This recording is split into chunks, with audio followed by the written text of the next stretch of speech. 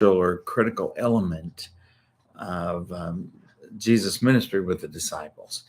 And well, I'll just kind of talk about it as we go through, but we need to learn and we need to know about how um, Jesus kind of went through it. And Luke's, he's always been criticized or critiqued, I guess, maybe because, there's always this question: is he really a historian? Is he straight theologian? What is he?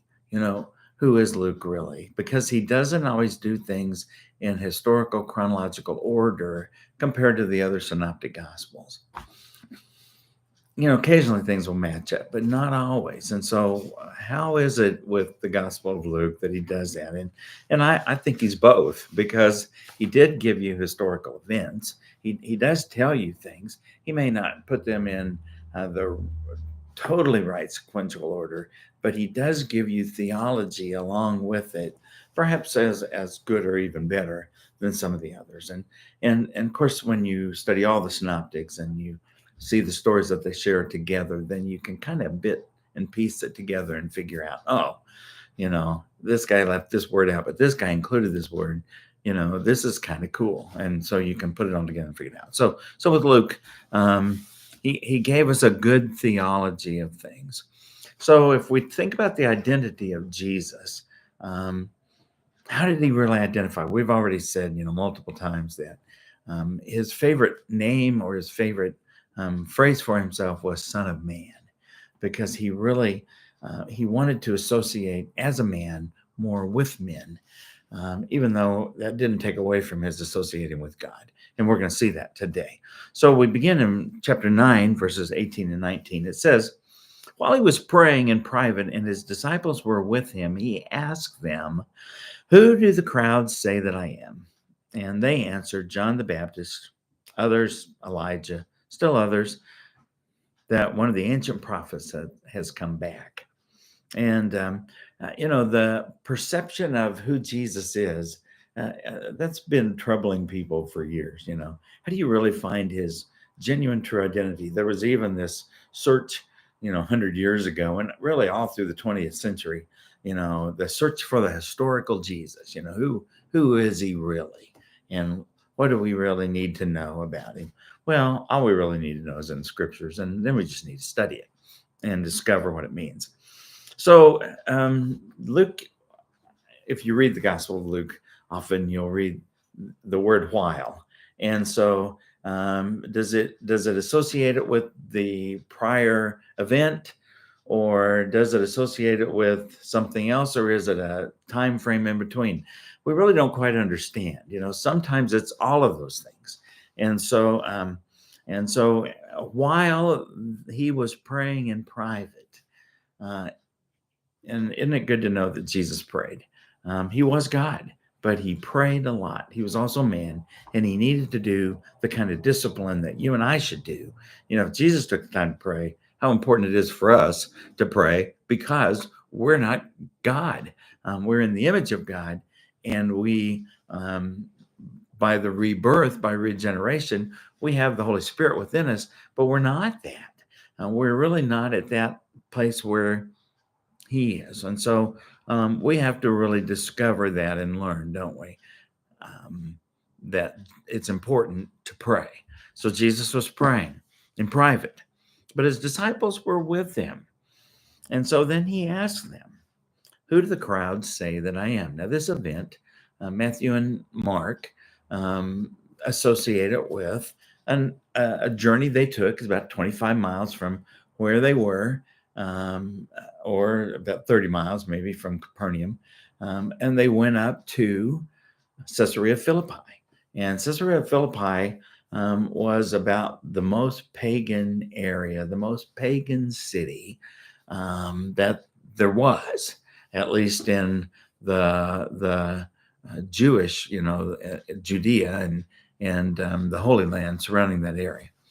And so Caesarea Philippi is built on a cliff, and in there they have lots of caves, and all these caves are like the place of worship for all these idols, all these gods, all these things. There were multiple ones there. I mean, tons of them there. And people went there, and it was like Sin City, I guess you'd say, is what it was. And so it was a terrible place. And the ruins of that are still there today. And then, of course, not far away from there, a couple miles maybe, is Caesar's palace that he built. And that was kind of part of the city. And then I think if I'm not mistaken, upon the cliff, then there was also, residence for city. People hung out there because it was a sinful place, and they went there to practice their sinful deeds and their idolatries and their worship. And so Jesus, in the other two synoptics, took the disciples there intentionally and let them view this and let them see it, and let them kind of realize, oh, this is a pretty bad place in comparison to where we've been. We've been walking with the Son of God, and then here's this really bad, terrible place. And I think he was setting them up, in a way. And so he had been there, and he was praying in private. They were with him, and then he asks them a question. And this first question sets up the second question. And so this first passage that we read about the misinterpretation of Jesus' identity is just in these verses, this passage. And so then we see, who did the crowd say that I am? And they answered, John the Baptist. Others maybe say Elijah. And then even other people say it's one of the ancient prophets has come back. Well, that's who Elijah would have been. One of the ancient prophets come back. But, specifically Elijah, simply because those were known people. He says John the Baptist because John the Baptist had already been beheaded. And so John the Baptist has come back. Now, this is what's kind of interesting about this. The misconceptions of Jesus. People were watching, people were saying, but they didn't really know who he was.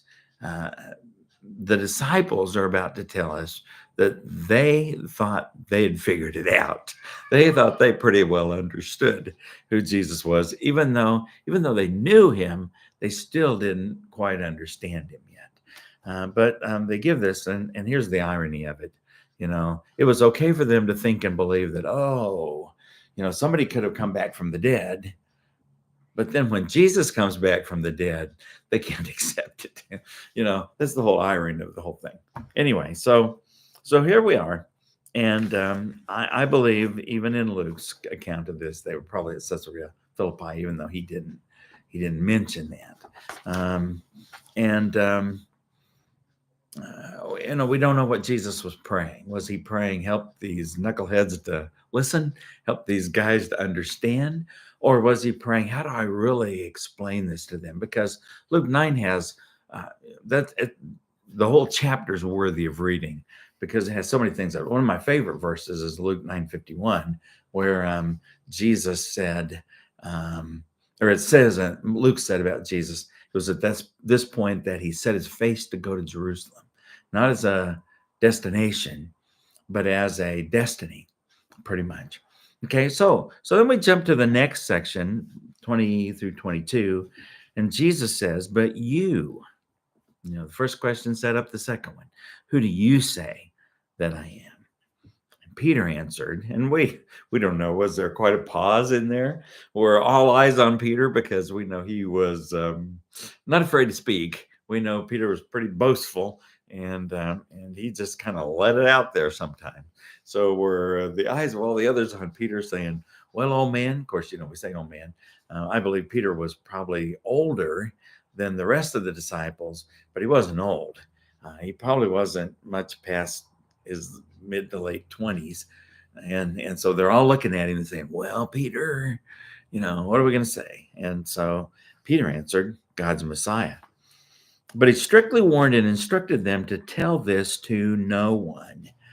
We'll talk about that in a minute. Saying, it is necessary that the Son of Man suffer many things and be rejected by the elders, chief priests, and scribes, be killed, and be raised the third day. So why does he tell them, don't be telling people about this? Well, a couple of reasons, I think. And one is that he didn't want the word to really get spread that much, even though it was beginning to get spread. Part of it wasn't that he didn't want people to know who he was. He just didn't want them to know it yet. He didn't want them to really be come crashing down. And the reason is that, gosh, if they see him only as a political king and they're looking for this relief from the Romans, then they're going to come, expecting him and pushing him to do things that he didn't come to do. And so he warns them, don't tell anyone. I think, part of that is too, let people figure it out for themselves. Give them time to process it. Don't just, go in the crowds and hear what people are saying and say, oh no, he's the Messiah. Don't be doing that. Let people figure it out for themselves. You don't always tell everything you know, right? When it comes to certain things. But he said, it's necessary that the Son of Man will suffer many things, be rejected by the elders, chief priests, and scribes, be killed, and be raised the third day. And boy, I don't know how they took that, or if they even processed it very quickly to realize that it was about, is that the buzzer? I imagine so. Mike's not here to ring the buzzer today, but his turmoil and trouble wasn't going to come from the Romans, which is where their turmoil and troubles came from. No, his was going to come from the religious leaders of his day, but he would be raised on the third day. Then I got about 2 minutes here that I'm going to take. And so then we look at this last passage of scripture, verses 23 to 26, that says, then he said to all of them, if anyone wants to follow me, let him deny himself, take up his cross daily, and follow me. For whoever wants to save his life will lose it, but whoever loses his life because of me will save it. For what does it benefit someone if he gains the whole world and yet loses or forfeits himself? For whoever is ashamed of me and my words, the Son of Man will be ashamed of him when he comes in his glory, and that of the Father and the holy angels. So this is really the last question of this is, Jesus said to the disciples, who do the people say I am? They answered. And then he said to them, who do you say that I am? And they answered. And then lastly, he tells them, if you want to be my disciple, this is what's required. This is what you've got to do. You must take up your cross daily and follow me. Deny yourself and be obedient to my ways. So the question is, who do you say that Jesus is? And I believe that's the question all of us must ask ourselves every day. Who is Jesus to me? Who is Jesus to me? Am I going to live my life in accordance to who I believe Jesus to be? If he is the Messiah, if he is the chosen one, and I believe he is, then that, and I know that truth, then that calls me to live my life in a totally different way than I might have if I'm just living it for myself. If I'm living it for Jesus, then that means I must deny myself, take up my cross daily, and follow him.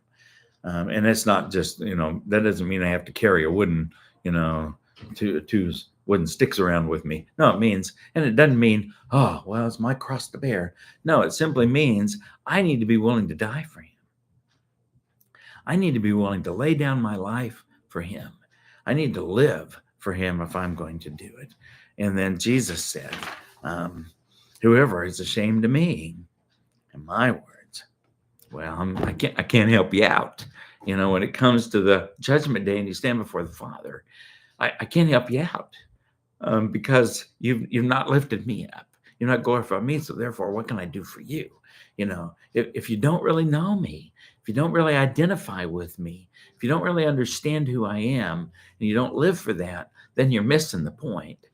And so it does have eternal consequences, doesn't it? That if we do not live for Jesus, what does that do for us in eternity? Well, he'll have to say, sorry, I never knew you. Because we never knew him. We don't want him to be ashamed of us, do we?